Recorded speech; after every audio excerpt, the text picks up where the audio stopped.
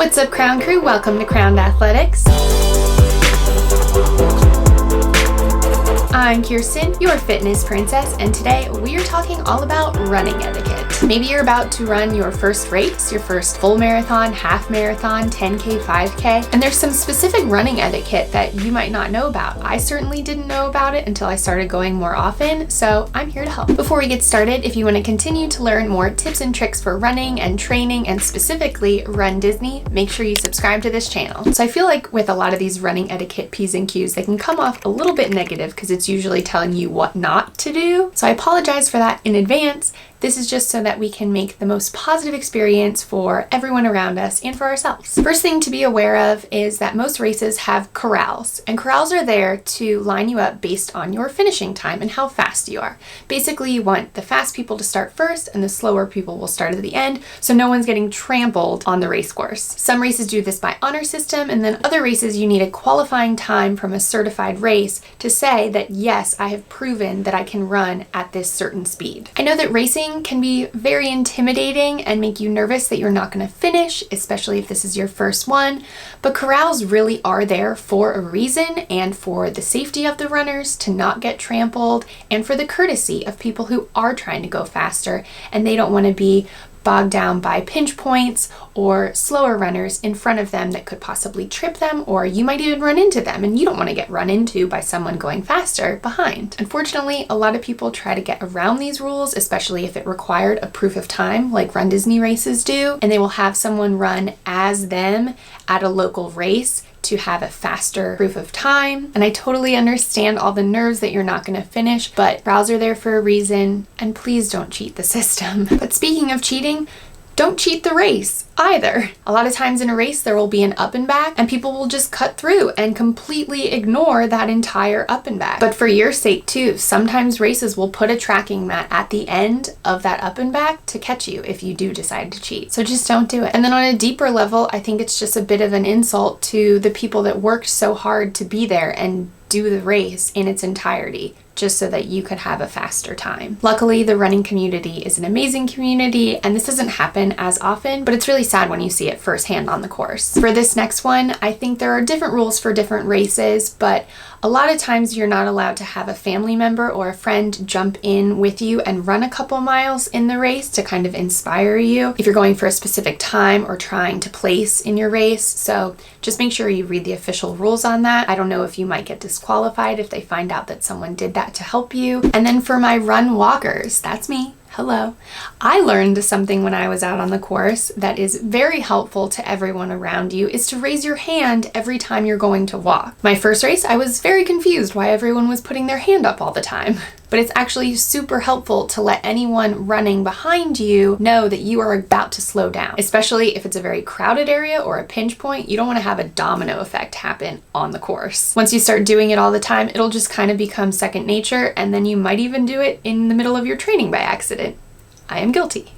If you are a run walker or just a walker, make sure that you're walking maximum 2 wide. If you're there in a big group of friends and you want to be all together, I know it's tempting to walk 5 wide, but then you're really blocking the race course. And if you're going through pinch points, maybe just line up behind each other. Makes it easier for anyone of varying speeds to get around you. This is a little bit of a gross one, but be mindful when you're spitting or blowing your nose of the people behind you.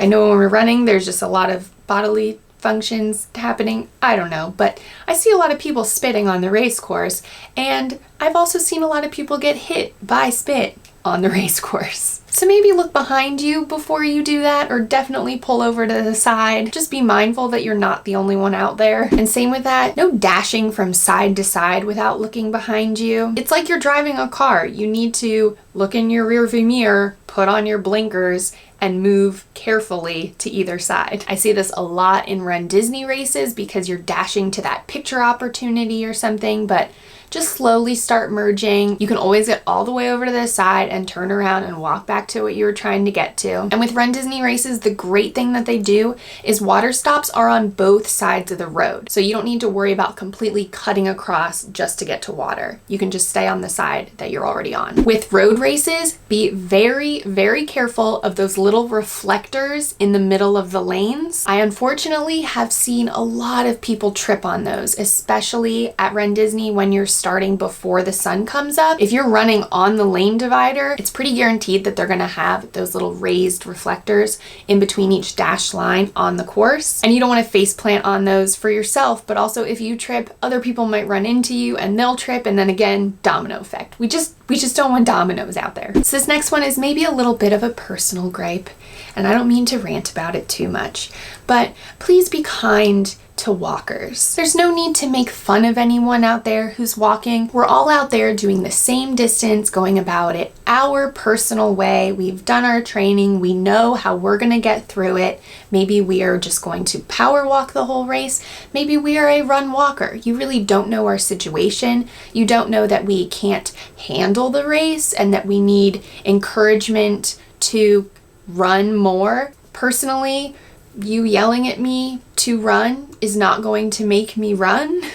You also don't know that I am perhaps on a walking interval, and in 30 seconds, I will be running again. Just because we're taking a walk break does not mean that we can't handle this distance and that we might see you at the finish line at the same time as us. People like to give early on walkers crap, and then they are walking the last 5 miles of the race and I pass you. Not to be too ranty, but just be nice to everyone on the course, no matter their speed. And speaking of being nice, let's be nice to our volunteers. Can you imagine? They are out there at the same time as us in the morning. They don't get a medal out of it. They don't get cool costumes or cool photos. They are there just for us. So let's really try and be as nice as we can to them. What's really helpful for the volunteers is also taking care of your trash. I know at all the water stations, a lot of the times the trash cans are overflowing with water cups because they just can't keep up with it, but try and leave at least your water cup near the trash can, or still just on the side of the road, not in the middle of the road so people are tripping or it's harder for them to clean up. Just be courteous about where you're throwing your trash. And be mindful of what the trash is that you're throwing or perhaps leaving in the middle of the road. I've noticed with the Run Disney half marathons and marathons, they now use the jelly beans as fuel, and a lot of them end up falling in the middle of the course and can be a bit of a tripping hazard.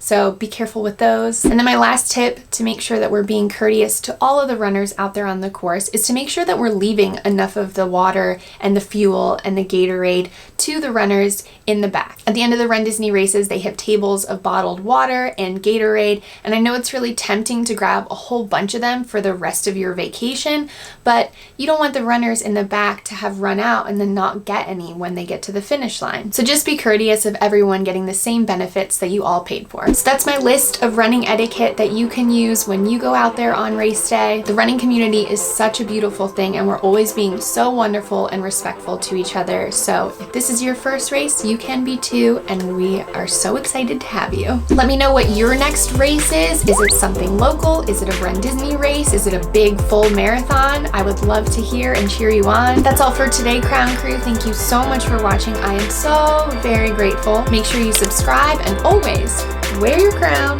with pride.